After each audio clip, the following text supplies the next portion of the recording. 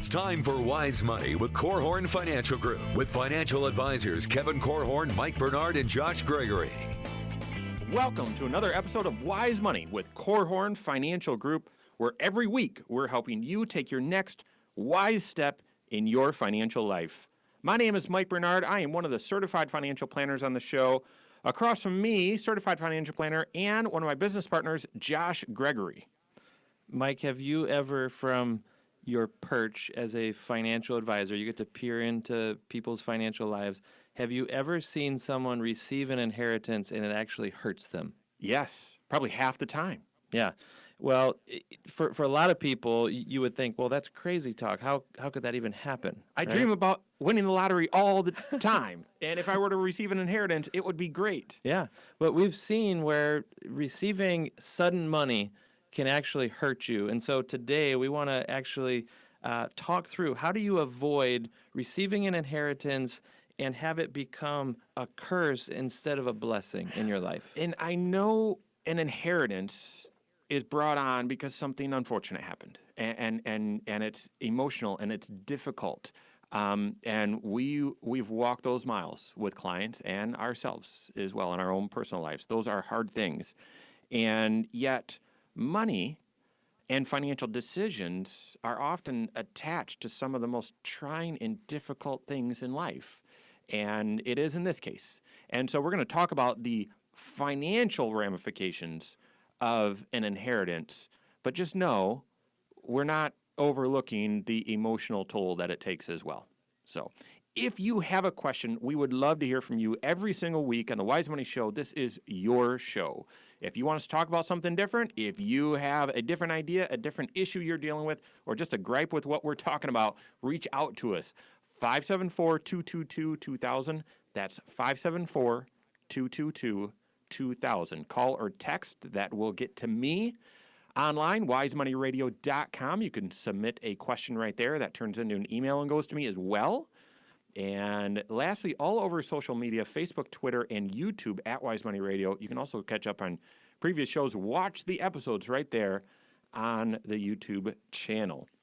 So as Josh mentioned, surprisingly, there are a handful of really powerful traps that you can get into financially when you're receiving an inheritance. And the point that we want to make in today's episode, at least the first half, is how do you avoid making those mistakes so that receiving an inheritance actually helps, is a big blessing to you financially? Well, and history is full of stories where it didn't go well for family wealth being passed down the family tree, and does it eventually start to wreak havoc on the family or the individuals that are tasked with managing these dollars? Right here in South Bend, there's a story of a very famous, very wealthy family. You may recognize the name from some of the buildings around town and so on. But have you heard of the Oliver family? I don't know much about the story, but yes. I mean, so this is a family that back in the 1800s, so the company was started producing plows, so this is back before you were using a John Deere tractor out in your fields. No, you're using a couple horses and a plow. This guy, James Oliver, created a better way to produce these plows, and they were made right here in the Mishawaka, South Bend area. Built up this thriving business. This guy becomes this, really wealthy industrialist back then, passes the company down to his son, J.D. Oliver. So James passes it to J.D. J.D. has 4 kids. So this third generation has all this wealth at their disposal. One of the kids is out, playing in Europe all the time. Some of the others, they just start having problems. By the end of it, the mansion in town here, the Kopschol home, I think is how you pronounce that. Mm-hmm. It's attached to the South Bend Historical Museum or whatever. One of the kids is just locked away in the 3rd floor of this. Another one is locked away in the 2nd floor. They've kind of pulled away from society and all this. It's tragic.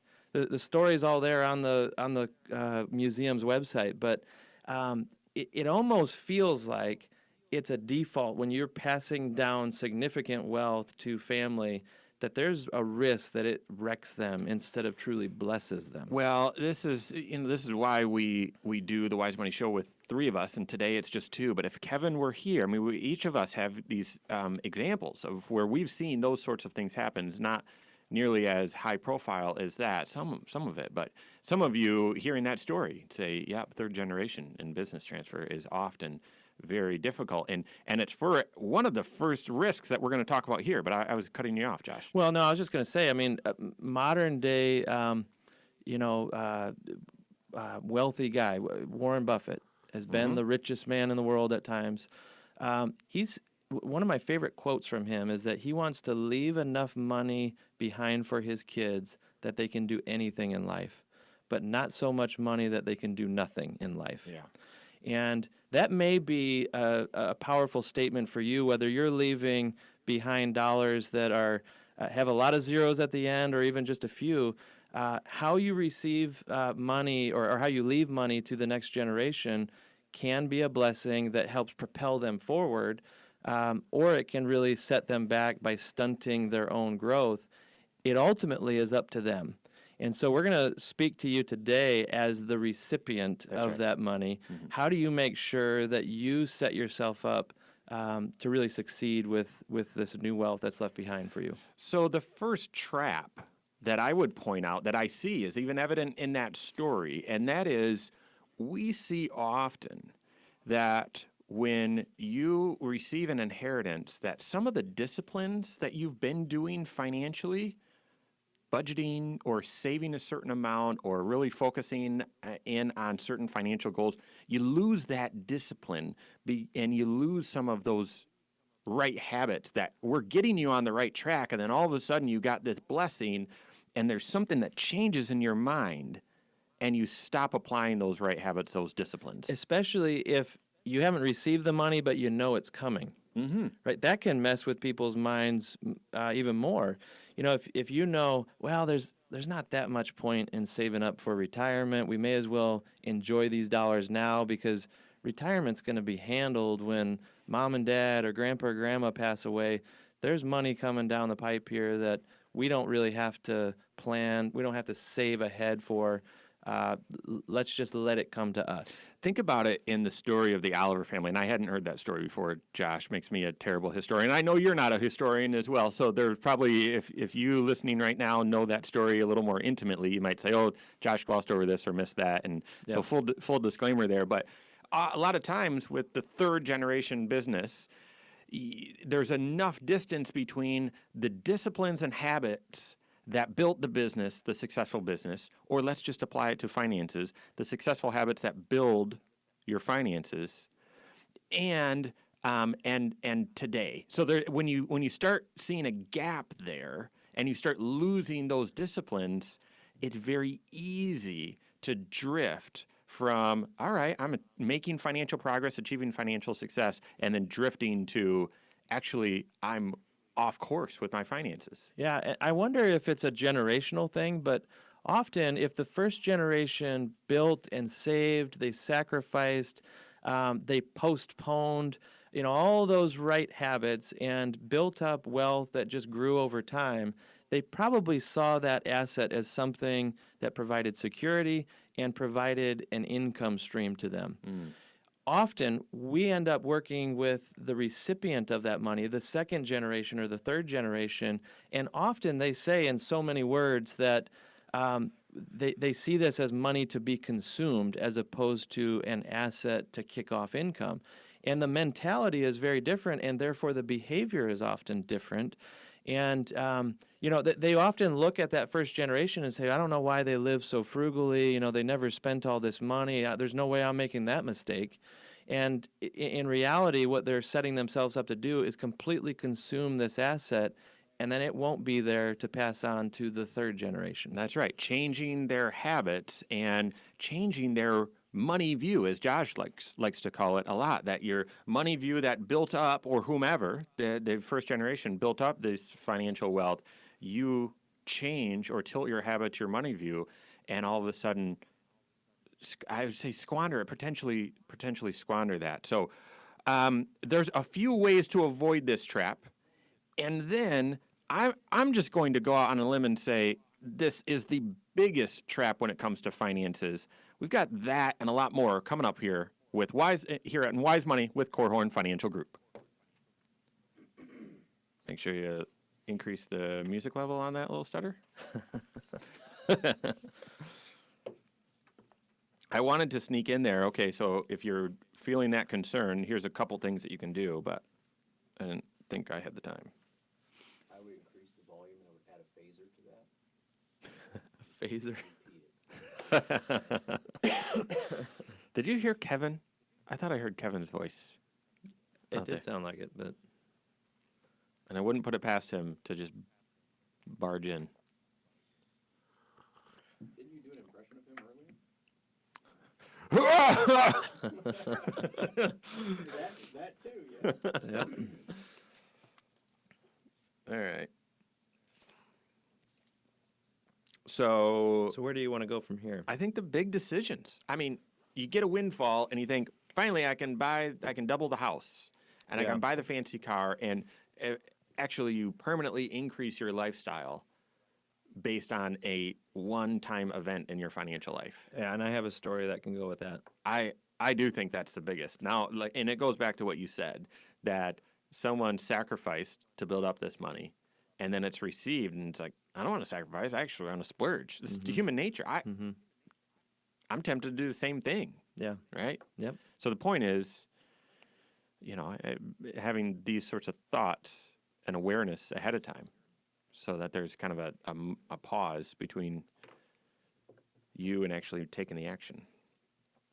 All right. So I do want to just touch on the first one, and I'll just say here, apply these sorts of things to avoid this trap. And then the second trap is, because I don't know if we have time to belabor all of it, but just those couple things. So continue to apply discipline in your financial life, continue saving, continue striving towards goals, but also set boundaries. Apply some sacrifice. Cool. If you receive an inheritance, does that propel you in your finances, or does it actually wreak havoc in your finances? That's what we're talking about today. This is Wise Money with Korhorn Financial Group. My name is Mike Bernard. With me in the KFG studios is Josh Gregory.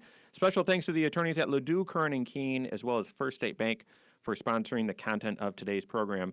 And again, usually, so everyone needs a financial plan, but usually you finally take that step of contacting a certified financial planner when something happens in your financial life, a job change, a new child, or possibly receiving an inheritance, or you're ready to retire.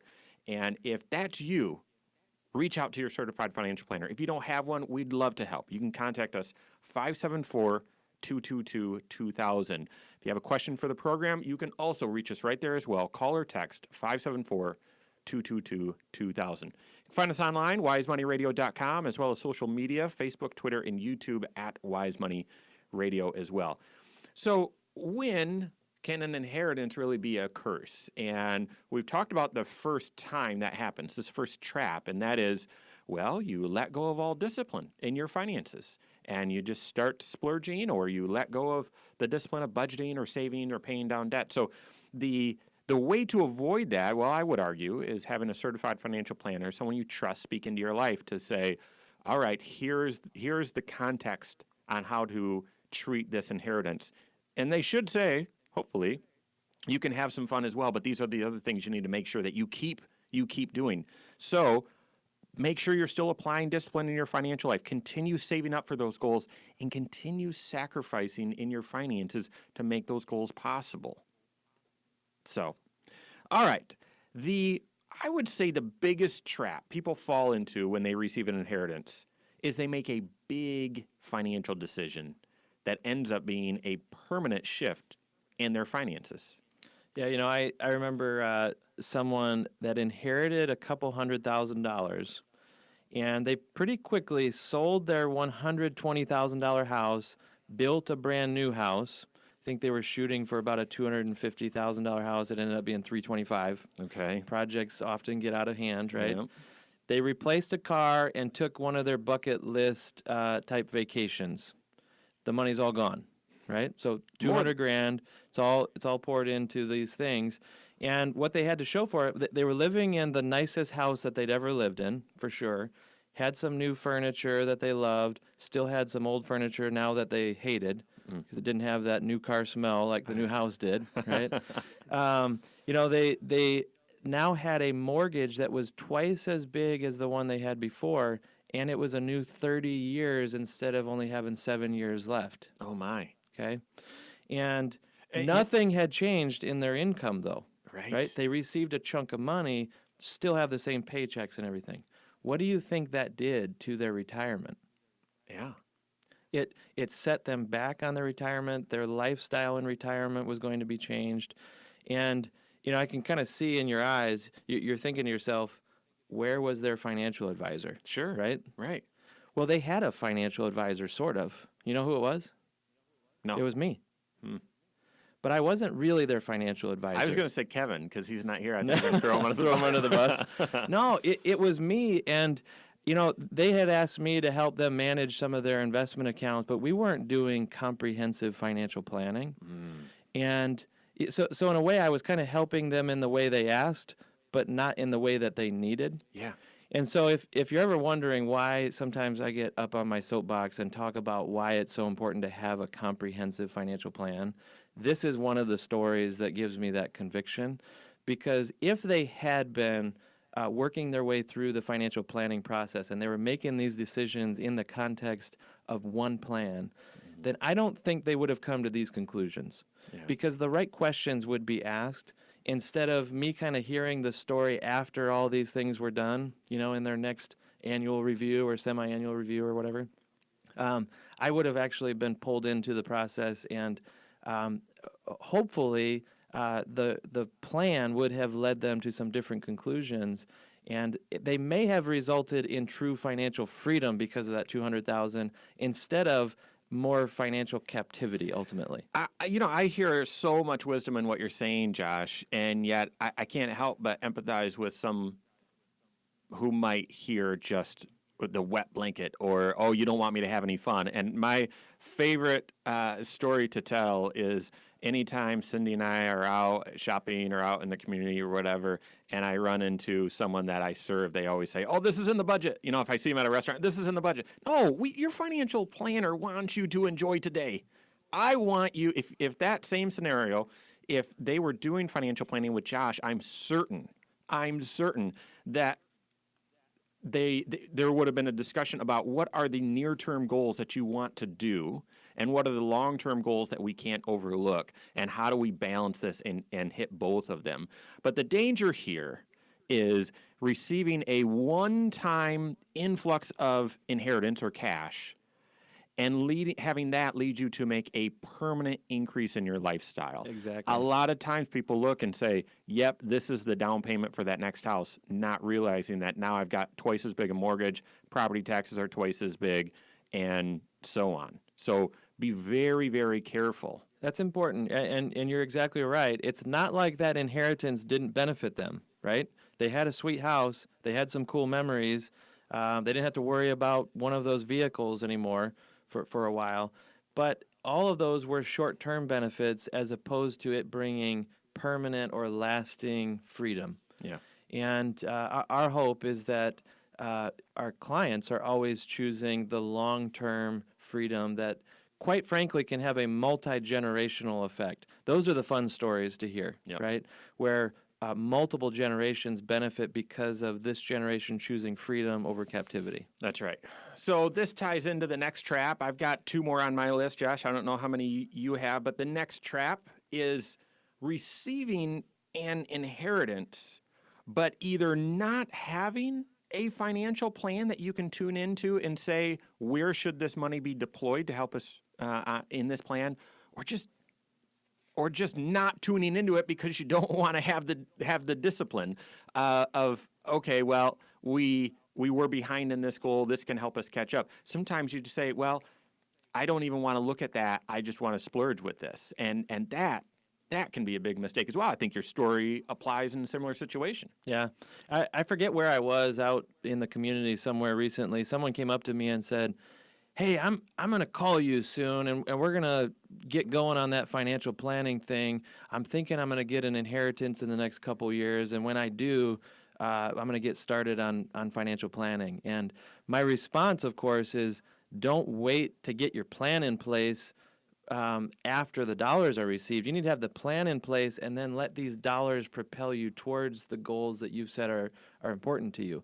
Otherwise, as you say, sudden money has a way of kind of messing with your mind. You will suddenly have new goals that were never there before, and it may actually pull you off track. It may derail you from the things that are really important to you long term. I like how you say sudden money. Actually, we've had some training about that because, yeah, there's no shortage of evidence of people who win the lottery or get big contracts for being some sort of celebrity, singer, athlete, something like that, where the financial reward of that ends up devastating them financially, devastating their life instead of being this big blessing, and that's we're trying to help you avoid that right now, but not having a financial plan and not having goals will often allow you to, well, get pretty creative and potentially overspend the money and not look at it from the right perspective. We see this with helping people who get bonuses in their jobs. You might have that every single year, every quarter, you get some sort of bonus. And I have seen, as I've worked with folks, where two families make the same, have very similar situations. Be careful of making that judgment yourself, but seeing their financial situation very similar. One of them gets paid just a flat amount. The other one gets paid less, but then gets a potential for bonus.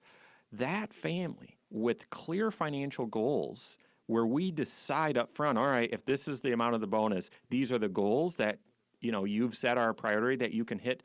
The family that has the bonus, that can apply that money towards goals, makes much more progress financially than the one that doesn't.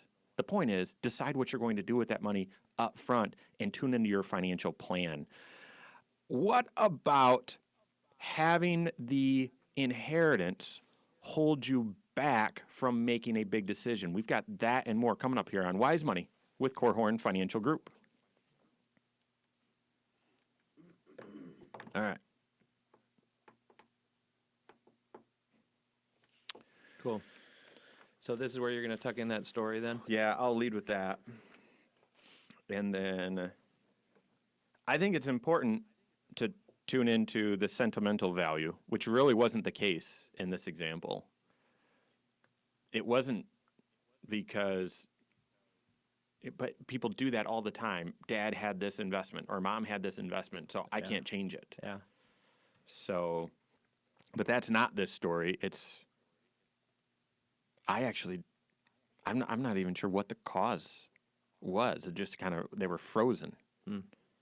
So. Cool. Can't wait to hear it. Yeah. But All right, then it'll we're be getting into short and listener sweet. questions then? Yep. Can you do, well, maybe we both can do the call to action depending on who's done, but between the content and the questions, let's have a little buffer and of at least saying, the action item. So having a financial plan, so if you receive I an thought you were going inheritance. to say go find an inheritance, but That's a good action plan too. So.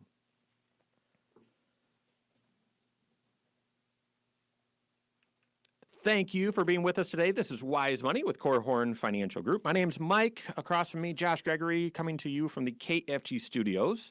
Thank you, Bethel College Adult and Graduate Studies, as well as Diane Bennett with RE/MAX 100 for making the Wise Money Show possible. If you have a question, if you have needs, if you want to reach out to us, you can do so in a few different ways. Call or text us, 574-222-2000. That's 574-222-2000. You can find us online, wisemoneyradio.com. You can submit a question right there as well. You can catch up on previous episodes, read the latest blog post, all sorts of stuff right there. Lastly, Facebook, Twitter, and YouTube at Wise Money Radio. Every show is on the YouTube channel. It's posted there and announced on Facebook and Twitter as well, so you can watch the show, every single episode, and all of that right there.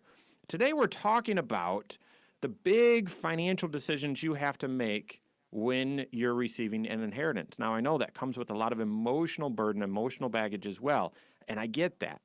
We really do. From the financial standpoint, when do some of those emotions start influencing the financial decisions that you make? And that's this last trap that we need to hit that we're going to spell out to hopefully have you avoid. Several years ago, I think it was 2013, some friends of mine, let's call them John and Jane. John had been helping an aunt, and it was actually his first wife's aunt. And so it's a little awkward there, a little strange, but he was working part-time, and so he was helping. She needed some assistance. And so he'd been helping her for a couple of years, and nothing really intense and full-time, but it just was checking in and so on. What he didn't know is when she passed, she left him an inheritance. It caught him by surprise completely. Yeah. And it was $100,000. Wow, that's real money. Right? You think, oh my goodness, that's a huge benefit. Well, with John and Jane, you referenced a story earlier, Josh, where some clients of yours hadn't engaged in financial planning, and so you weren't really in a position to help them. Well, we were doing financial planning, and I actually had been serving them for almost 10 years. And truth is, they weren't making as much progress in their financial life as we had originally planned on. His job had changed. That's why he was part-time. She wasn't saving as much as we originally thought. And truth be told, coming out of 2008 and 9 and the crisis financially, they changed their risk tolerance really at the worst possible time. And all of that, the missed investment return, not contributing as much, it just meant they weren't on track with their plan. Mm-hmm. So he receives this money, this $100,000. And I, of course, console and say, I'm sorry for the loss. And gosh, and we talked at length about what the aunt meant to him and how he helped her, and just, hey, this is see this, John, as a big thank you for your sacrifice in helping her. Okay, so what do you see the use of this money being in your financial life? And initially it was, well, I don't know. And so we're not going to make any decisions. And I said, great, actually great. You can get, and if you listen to the previous dangers, it's, well, you make a decision too quick without tuning in. So I heard the pause, and I thought, this is good. So next meeting, we discuss it. And they had spent a little bit hot tub and, some fun things. But, okay, so I start being, okay, let's look at the long-term plan. These were your goals. Are they still the goals? Yeah, in fact, Jane wanted to retire even earlier. Okay, well, we're not on track with that. So one thing you could do with that inheritance is if we did this and did that and did that, that can help make up some of that ground. And they weren't ready to do it. They said, well, let's think about it. Next meeting comes along. Weren't able to do it then either. This was, I think, 2013. That money's still sitting there. Now it's been whittled down. It's 70,000, maybe 67,000. But the point is, it hasn't helped them in their financial life at all. Yeah. And I'm not even sure why. A lot of times there are sentimental or emotional reasons. I can't touch mom's money or dad's money. But this, I don't think was that. Maybe. But this just hasn't. So they've missed opportunities. Is the point. It hasn't been whittled down by capturing those dollars into Roth IRAs or something proactive. Is it basically funding lifestyle slowly, a little bit? Or? Yeah, slowly it appears as though, but you wouldn't say that spending $30,000 over 5 years is they're just blowing through this money. No, it's just small things for lifestyle. But you're right. I mean, this is the point here, is if for some reason you're not able to make decisions to help this money move you forward and help you make progress in your financial life, then you're missing opportunities. And some of those are very clear from a tax standpoint. Funding IRAs that maybe you didn't have the cash flow to do before, and now that gives you a tax benefit. Or a Roth IRA that will help you on your taxes in the future and provide some tax-free income to you in the future. And maybe funding your 401k completely, so offsetting some of this from your paycheck. And so there's some missed opportunities either to make up some ground on your goals or help improve your tax situation, your protection plan area, something like that. So they had essentially become paralyzed by the emotion related to this money, right? See, I think so, but I can't even put my finger on it that it was the emotion. I don't, now we have seen, I could easily have told a story, and Josh, I'm assuming you can too, of someone who has been Sure. been Yep. stuck by the emotion that, I can just hear it now.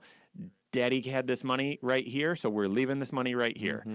Well, wait a This second. company stock has been great to grandma and grandpa or to mom and dad, and there's no reason for me to get rid of it, even though maybe it's not the same company anymore, or you're not really in a position to assess the risk, that sort of thing. And we're not being heartless here. I understand the emotional toil that this event brings, and yet at the same time, the hope is, I bet even of the individual that passed the money on, is that you use this as a blessing in your financial life. Yep. And a lot of times people treat it as an heirloom. Well, that's a great word. A great word picture there. And it's the reason why, if you have this life event happen, you shouldn't be rushing off to some investment advisor or the car dealer or talk to the realtor to make some big decision.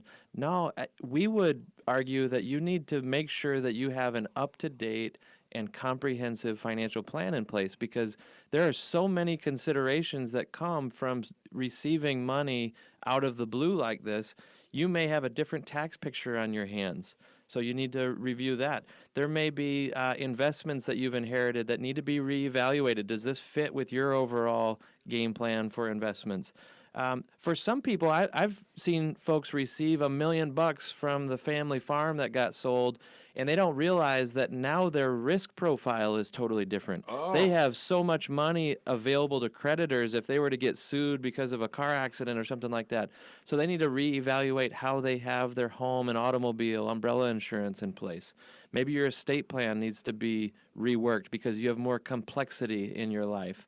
Others need to rework their budget or their retirement projection. But the point is, every single area of your financial life has the potential to be affected, both positive or negative, due to receiving an inheritance like this. And that's why the real answers come in building a comprehensive financial plan.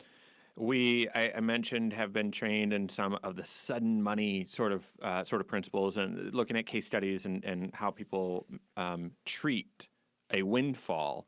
And I'll just share with you some action items so that you can make a great choice. And hopefully you have a certified financial planner that you trust who does comprehensive financial planning. We call it One Plan. Hopefully you have that person in your life. If not, the first step would be to get that person in your life. But then second, don't make any big financial decisions for at least 12 months. Hopefully during that 12-month period, we went through the goal process, the goal and budgeting process just a few months ago. If you missed that, find that episode on podcast or on YouTube or on the website. During that 12 months, hopefully you and your spouse, if you're married, are going through that goal process and listing out everything you want to do financially. There should be a ton of stuff on that list that's fun. Go see Europe, go do this thing, cross this off your bucket list. But it also should, you give yourself time to lay out, these are all of our goals financially.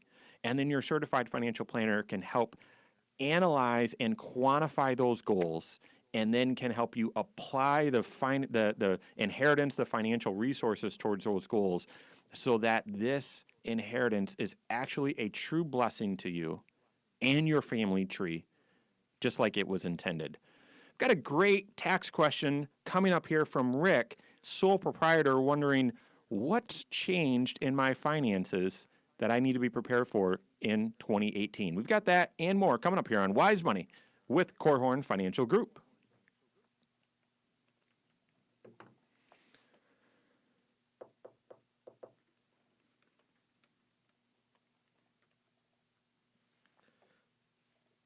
How are we doing? Good. I want to look one thing up here.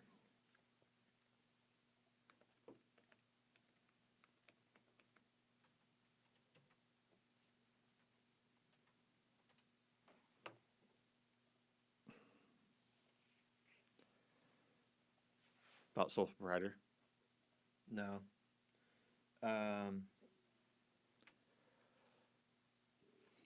Because sole proprietors pass through, right?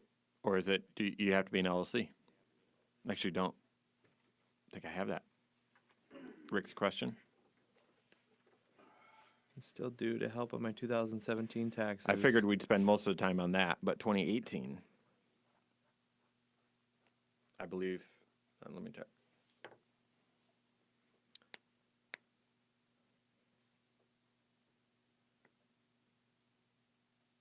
I assume that we'd be talking about, the typical retirement plan contributions and HSAs, that sort of thing.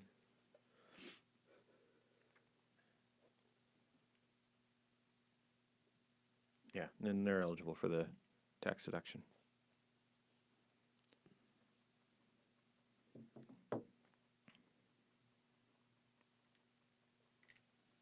All right, fourth segment, land on the plane. What you got? I didn't know what you were just talking about. I was only half listening, so. No, I wanted to make sure. So, those of you on YouTube, you know that there's the new pass-through tax deduction. So, LLCs and all of that, and you've got to qualify, meaning you can't be a financial advisor, malarkey, or a tax preparer, an attorney, something like that. But I want to make sure that there wasn't some strange exclusion in there for sole proprietors, and it doesn't look like there is. So sole proprietors should be able to get that deduction. Now, we're still in this phase where the IRS has to interpret these rules. So it's just hard to know exactly how it's going to play out, but that one looks pretty safe.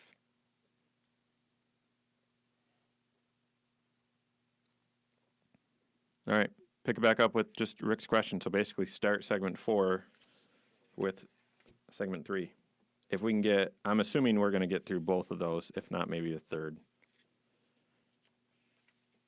question. Sound good? Sounds good. If you own your own business, is there still time to do something to help your 2017 taxes? Hint, yes, there is. We're going to talk about that in just a second. This is Wise Money with Korhorn Financial Group. My name is Mike Bernard. Across from me, Josh Gregory here in the KFG studios. Thanks so much for being with us. If you've missed anything, go to the YouTube channel. We've got every episode right there on YouTube. You can even subscribe to it by clicking the button there or the bell that will subscribe to it and let you know every time a new episode is there. You even like the show if you like what you're hearing. You really enunciated button well there. Nice job. I don't think I've ever heard you say it so profoundly. God gave me big lips, and which makes some words really difficult to say, but others, who knows? You can also reach out to us if you need any help or have any questions. Call us, text us, 574-222-2000. That's 574-222-2000. Lastly, online, wisemoneyradio.com. All right, still tax season, still tax questions. There will always be. Remember when they said we're going to make taxes so simple you can do it on a postcard? Yeah, right. Rick comes in with the first question. I am a sole proprietor and have my taxes just about complete. Is there anything I can still do to help my 2017 taxes? Ooh, and then what should I consider doing for my 2018 taxes? Well, the good news is, even though 2017 has come and gone, there are still some things that you can do to impact last year's taxes. It's obviously a much smaller list now that December 31st is past us, but things like a traditional IRA, this would be true for most of our listening audience, right? Mm-hmm. If you work, if you have earned income as a sole proprietor would, you can make a contribution to a retirement account, an individual retirement account, an IRA. And you might even be able to do one for your spouse, depending on how much income you have, depending on how much income your spouse has, and whether they have access to a retirement plan, all sorts of rules. That's right. That's right. And the deadline for that isn't until April 15th, actually the 17th this year. Yeah. Okay. But there's also some special retirement plans that you could contribute to because you're a sole proprietor that give you a bigger bucket, a larger contribution amount. Yep, potentially. It's based on the percentage of the profits from your business or your sole proprietorship, something called a SEP IRA, S-E-P IRA. And again, you have a longer period of time that you can contribute to these. It's actually your tax filing deadline plus extensions. So this could get you clear out into the fall before you fund it. Yep. And I've worked with clients that we take advantage of that extra time to save up dollars to contribute to last year's SEP IRA because it happened to be a much bigger year and they had more tax consequences than normal. And we wanted to help diffuse some of that tax time bomb. This is where tax planning can be so powerful, because if you're going to file that extension, you might want to pay in a little money with that extension to avoid interest penalties and other things while you're saving up to make last year's tax burden as low as possible. That's a good point. Extending your tax return does not mean that you get a delay on paying the tax. It's still due on time, April 15th or the 17th this year. That's right. So what to think about for 2018? Well, you might want to consider that SEP, but if you're looking for the current year and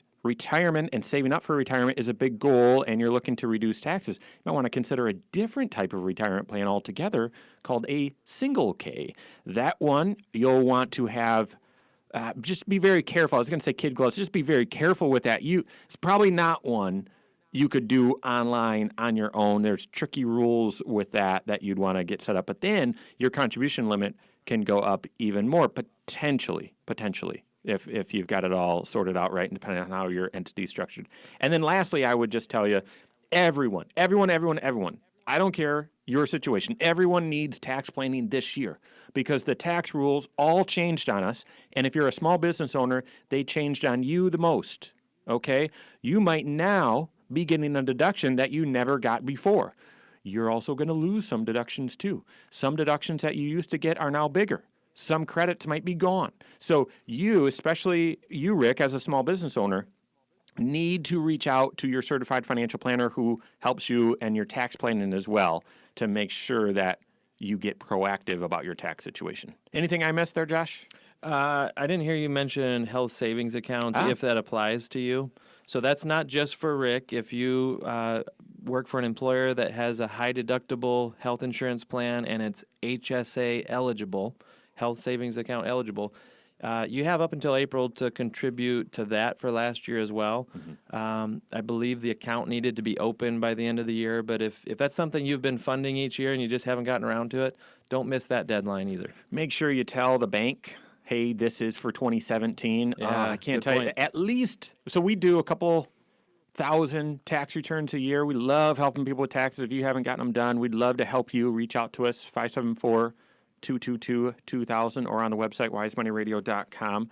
But I would say at least twice a year, we get the tax documents for someone and it shows that they contributed too much to their HSA. And we bring it up to them and they say, no, I didn't. And we show them and they say, oh, I made a contribution last March that was supposed to be for the year before. Yeah. If you don't tell them, they're just going to assume that it's for the current year. You know, I accidentally made that mistake just a couple weeks ago. I made a contribution online, just moving money from a savings account over to our HSA. And you probably didn't even have the choice to say this is for last year. What I needed to do was call into the credit union and have them move it because they have the ability to code it for last year. So interesting. I've got to circle back and get that fixed. There you go. Thanks for the reminder, Mike. You got about a week, my friend. Jenny's got the next question. Here's what she asked. I have my oldest going off to college in the fall. What type of tax benefits are there for paying for his college? Well, thankfully, there are some big tax savings during the years that your kids are off to their undergrad. The American Opportunity Credit has been around for a number of years. We were kind of holding our breath. Was it going to survive the tax law changes and everything? This one will put up to $2,500 in your pocket on the tax return, right? I mean, that's real money. Yeah. It's the first $2,000 that you spend in qualified college expenses. Tuition. Yeah. Yep. You get that full $2,000 back plus a fourth of the next $2,000. Yep. So that's how we get up to that $2,500 amount. If you've spent $4,000 on college expenses, and good grief, who doesn't these days? Right. Then you'll receive that for up to 4 years. 4 years of school. There was some talk of expanding that from 4 to 5 years. I don't have that right in front of me. And again, all these tax rules have changed, and we're still figuring out exactly, kind of waiting for the IRS interpretation on that. But remember, during the campaigning and all of that, there was a certain Congress person who said, we should have free college. Now, financially, I have no idea how that would work. But I was flabbergasted by all that discussion and how much emotion it carried because, listen, you spend $4,000 on tuition, so stay at home, go to community college. You spend $4,000, you get $2,500 back already. I mean, that's a great stinking deal. And the other one is funding, if you live in Indiana, funding your Indiana College Choice Savings Plan can help you get up to another $1,000 back on your taxes, and you can contribute that money to get the benefit, and then you can use that money to pay for college. There again, if you can find a way to spend just $4,000 on tuition, $2,500 from that, another $1,000 in tax credit, you just got $4,000 and you only spent $500. That's right. It's a big deal. That's right. So there's a lot of different things. Now, there's a couple other tax issues that you need to be aware of with sending your child off to school, but those are the biggies, Jenny. Let's sneak Jim's question in here. It's from South Bend. I've been a teacher in the South Bend Community School Corp for the past 29 years, looking to retire. Do I have to withhold taxes from my pension? Real quick, Josh. No, you don't have to, but it does have to be counted on your federal income tax return, so it may result in you paying some tax. If you don't have money withheld from the pension itself, then you may end up needing to cover that tax with quarterly estimates. Mm-hmm. That may be something that you need to do anyway. I like the quarterly estimates because of the precision that you can approach the payment of tax with, as opposed to just setting a certain percentage of your pension off the top. You don't really know if it's the right amount. That's See, I like withholding on the pension because it's easy. It's automatic. I know. Great question, Jim. That is all the time we have for today, folks. On behalf of Josh Gregory and myself and all of us at Korhorn Financial Group, have a great weekend. Have a great week. We'll see you next Saturday for Wise Money with Korhorn Financial Group. Securities offered through Silver Oak Securities, member FINRA/SIPC. Advisory services offered through KFG Wealth Management, LLC. Doing business as Korhorn Financial Group. KFG Wealth Management, LLC and Silver Oak Securities Incorporated companies are unaffiliated.